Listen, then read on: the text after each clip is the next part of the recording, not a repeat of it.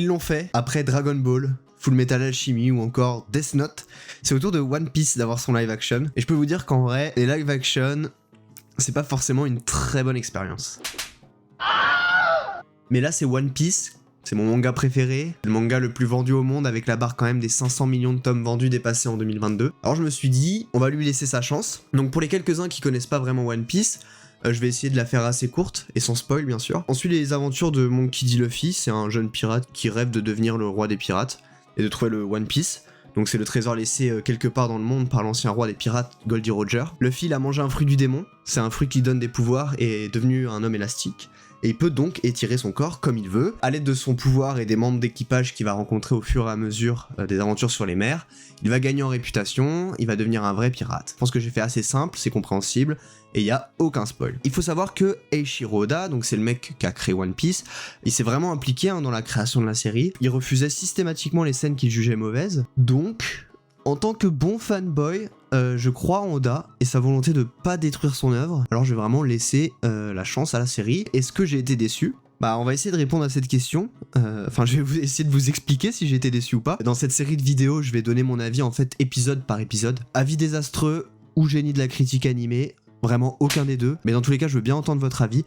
Alors n'hésitez pas à mettre un commentaire en disant ce que vous avez pensé de l'épisode 1. Un petit abonnement, je vous avoue ça fait plaisir. Et oui, aussi, c'est ma première critique, alors restez compréhensifs, ce serait cool. Alors, en fait, moi, dès le début, je trouve que la série, elle nous met bien en condition. Cartes, les bateaux, Lockdown, sans être fidèle à 100% au manga, on se dit quand même que c'est le monde One Piece, C'est un monde de pirates. Même au final, la scène de l'exécution de Gold Roger, elle me choque pas. Et même, première impression, le roi des pirates, vraiment, il est incroyablement bien fait. Enfin, les dents elles sont dégueulasses, et même le choix en fait de mettre Garp à côté, sachant qu'on va le voir assez vite dans la série, c'est pas con. Tout le monde a vu aussi, ça fait plaisir de voir Mihawk, Shanks, Crocodile, peut-être, selon les rumeurs. On va pas commencer à s'avancer là-dessus. Et voilà, en fait, même dès le début, je les ai trouvés quand même assez impactants. Faut quand même se rendre compte que les mecs, ils enfoncent les lames dans Gold Roger. Ok, en manga ça passe, mais en série c'est quand même tout de suite un peu plus gore. Alors à ce moment-là, moi je me dis, bah écoutez, j'ai beaucoup d'espoir, Quand même une grande appréhension de ma part, et je pense que beaucoup d'autres personnes aussi appréhendaient cette série. Et au final, peut-être là, les 3 minutes d'épisode, ça suffit un peu à relâcher la pression. Et du coup, je me dis, bah écoutez, on va voir. Et là, on va vraiment rentrer dans le vif du sujet. On va quand même commencer par le plus important. Qui c'est qu'on voit en premier ? Monkey D. Luffy, donc joué par Iñaki Godoy, et les gars... c'est Luffy, Ce mec est Luffy. Je suis jaloux de lui parce que en vrai pendant longtemps, moi je m'identifiais vachement à Luffy. Je me disais que c'était moi parce qu'on a en plus on a les mêmes couleurs de cheveux et tout. Et bah j'avais tort parce que dans sa manière de jouer, ses mimiques et même en regardant toute la promo du film, à aucun moment je me suis dit lui c'est un mauvais choix pour Luffy. Et vous le verrez en fait au fur et à mesure que je vais décrire les personnages de l'épisode 1. En vrai, il y a quasi pas une faute de casting. Là, je retrouve un Luffy naïf qui découvre le monde, même si des fois je trouve que c'est peut-être un peu trop. On aimerait qu'il parle un peu plus comme quelqu'un qui réfléchit, ou au final quelqu'un de normal. C'est vrai que des fois il fait un peu bête, mais bon après c'est Luffy. Je trouve que le fait que ça soit réaliste, il y a pas forcément l'excuse de c'est un héros de manga un peu bête, et je pense que ça peut vraiment saouler des gens. En tout cas ceux qui connaissent pas forcément One Piece de base et qui ont pas forcément toutes les références à Luffy. Par exemple dans le manga, dès le début je me disais, même en étant naïf, tu vois ce Luffy, je le vois bien chef d'équipage, il est fort, il défonce le poisson, il a du charisme, et ça c'est dans le manga. Et là, dans la série, je le trouve assez faible. Et même avec Zoro, je trouve qu'ils ont du mal à vaincre le Captain Morgan. Je sais pas, j'ai vraiment l'impression en fait que son rêve de devenir roi des pirates, c'est un peu une crise d'ado. C'est comme si moi à 25 ans, je disais ouais, je veux devenir footballeur. Bah oui, ça fait crise d'ado, tu vas pas devenir footballeur à 25 ans. En vrai, ce qui peut être excellent, c'est que je me dis que j'ai la réaction des ennemis de Luffy, en mode, toi, roi des pirates, tu te fous de ma gueule ou quoi. Du coup, je pense que peut-être que je le sous-estime, peut-être que c'est fait exprès, et c'est pour ça que j'ai hâte de voir la suite. Et peut-être qu'il va démontrer ce que je dis, et que je suis absolument un gros rageux. Par rapport à Zoro, bah beau gosse, on le voit dans un sanctuaire, dans une jungle, il sait qu'il y a un ennemi, qu'il le voit pas du tout. L'acteur fait un très bon Zoro, il est musclé, il est nonchalant, il s'exprime peu. Je suis persuadé qu'il y a plein de meufs qui vont tomber amoureuses de lui et c'est très légitime. Et il faut qu'on parle aussi de son combat contre Mr. Seven, il le coupe littéralement en deux. Il le coupe en deux, mais c'est une dinguerie. À aucun moment je me suis dit qu'ils allaient tenter des trucs comme ça, et bah là ça te met dans l'ambiance. Vraiment, coupé en deux, incroyable. Ensuite on va parler de Nami. En vrai j'avoue les cheveux orange comme ça, ça fait bizarre Ça fait même limite un peu cheap. mais je trouve qu'on oublie vachement vite la perruque, et dès qu'on la retrouve encore dans le bar, donc littéralement la deuxième scène avec elle, on se concentre beaucoup plus sur son personnage, donc qui est joué par Emily Rod, et on met du côté les cheveux orange et tout. On oublie aussi assez vite, Nami, elle est censée rencontrer Luffy beaucoup plus tard dans le manga, enfin beaucoup plus tard, pas vraiment non plus, hein, un tome peut-être, mais plus tard dans le manga. Mais on parlera de tout ça après, hein, parce que là je vais me concentrer vraiment sur les personnages. Et j'ai un truc que j'ai bien aimé, c'est qu'on voit Nami se battre, et c'est pas exagéré. Elle affronte un mec, ça se voit il peut pas se battre, et une meuf, elle est dans la marine mais dans les bureaux, donc c'est plausible. Le combat c'est des coups rapides, hein, qu'une voleuse peut apprendre pour se défendre. Moi j'étais content quand même, hein, d'avoir une démonstration de ce que Nami pouvait faire, sans que ce soit vraiment abusé en mode c'est une héros donc faut qu'elle soit super forte, etc. Donc voilà, franchement personnage Nami pour l'instant, ça va. Un peu choquant au début mais ça va. Kobe, honnêtement, aucune erreur de casting, hein. L'acteur il incarne à la perfection, que ce soit niveau design, hein, on a les cheveux roses bonbons. Alors là pour le coup vraiment ça m'a pas choqué, parce que c'était vraiment un des trucs avec lesquels j'avais un peu de mal, des fois sur d'autres personnages. Il est peureux, il a un sens accru de la justice, il est un peu rêveur et très naïf. Je trouve qu'on a un Kobe qui est quand même fidèle au manga. Autre personnage, il y avait Helmep, donc très fort, hein, ça se voit il s'adore, je trouve qu'ils l'ont très bien retranscrit. Il y a une scène que j'ai particulièrement kiffé, c'est parce que à un moment il joue dans sa chambre, nu, avec les sabres de Zoro, et j'ai trouvé ça exceptionnel. Vraiment, elle-même c'est le fils à papa, c'est le fils d'un tyran qui se croit tout permis. Vraiment c'est trop drôle. Cette scène elle aurait mérité sa place dans le manga je pense. Et puis au niveau des méchants, on a quand même une Alvida qui est assez fidèle au manga je trouve. J'avais peur, hein, je vais pas vous mentir, qu'il s'empêche d'y aller à fond parce que c'est quand même un personnage spécial Alvida. Et honnêtement ça passe, hein. Et j'ai même préféré Alvida à Captain Morgan. Et de loin, hein. Niveau design, ok Morgan il est parfait. Mais à part les immenses photos de lui, bah j'avais pas l'impression de faire face à un tyran comme dans le manga, hein. Dans le manga, il te dit d'aller tuer un gosse, il tue des gens au hasard, il dit aux soldats « Non mais suicidez-vous en fait sur la place publique », il en a rien à branler. Dans la série, en fait, il pousse Helmep, il tombe par terre et oh là là, c'est un tyran. Et du coup, ça m'a un peu déçu, parce que t'as pas forcément l'impression qu'il est craint plus que ça par les marines, c'est un petit peu dérangeant, Ils auraient peut-être pu forcer un tout petit peu sur le trait méchant, tyran de Morgan. Surtout, je pensais qu'ils allaient le faire parce qu'à la base, tu vois le tableau immense du mec à l'entrée de la base. On va finir ce côté un peu personnage avec les personnages qu'on retrouve à l'île Fuchsia, donc là où était Luffy enfant. Luffy enfant, franchement, c'est un très bon Luffy enfant. Makino, y a rien à redire dessus. Même l'équipage du Roux, Shanks, Yasop, Lucky Roux, pour moi, ils sont excellents. Je ressens bien la vibe équipage du Roux. Le sourire de Lucky Roux, il est incroyable. Par contre, on va parler de quelque chose. Ben Beckman, mais qu'est-ce qu'ils t'ont fait? Au début, dans le manga, le mec il est stylé, il est sage, il défonce tout. Et là, on dirait un cinquantenaire qui boit sa bière au bar à 6h avant d'aller au boulot. Vraiment incompréhensible. Le casting est incroyable tout du long. Et là, on se retrouve avec un Ben Beckman, j'ai vraiment pas compris pour le coup. Et on va finir avec un méchant, mais qu'on voit qu'à la fin, Baggy. Franchement, il a l'air excellent, extravagant, un clown. Et le mettre en mode pirate réaliste, c'est un pari réussi. Il fait peur, et on dirait vraiment un clown malade mental, un vrai pirate. Et ça, franchement, c'est très fort de leur part, parce qu'ils ont très bien réussi leur pari Baggy. Et maintenant, on va pouvoir enfin parler de la série dans sa globalité. Et c'est beau. Enfin, moi, en tout cas, j'ai trouvé ça beau.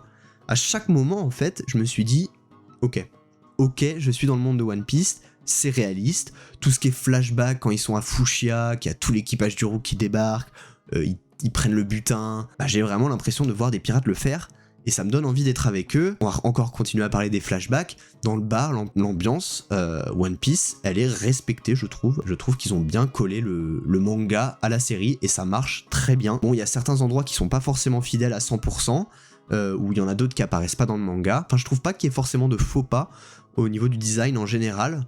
C'est vrai que quand on voit les bateaux au loin, je trouve qu'il y a un gros travail sur ces derniers. Je trouve qu'ils arrivent vraiment à s'intégrer, même s'ils sont un peu fantaisistes, un peu spéciaux. Ça réussit à faire sérieux dans un monde réaliste. Et je vais le redire, hein, les villes comme pour les bateaux, c'est très fantaisiste. Ça aurait pu très vite tourner en n'importe quoi. Un peu de cheapos, parce qu'on sait qu'il y a quand même beaucoup de post-prod, et souvent, c'est pas ouf. Que ce qui me faisait le plus peur, c'était quand même la VFX.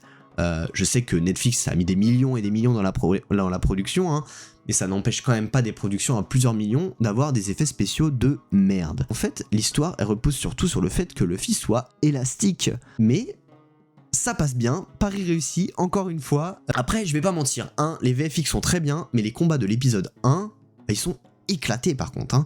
Zoro dans le bar, moi j'ai trouvé que c'était chorégraphié comme pas possible, je suis pas du tout rentré dedans.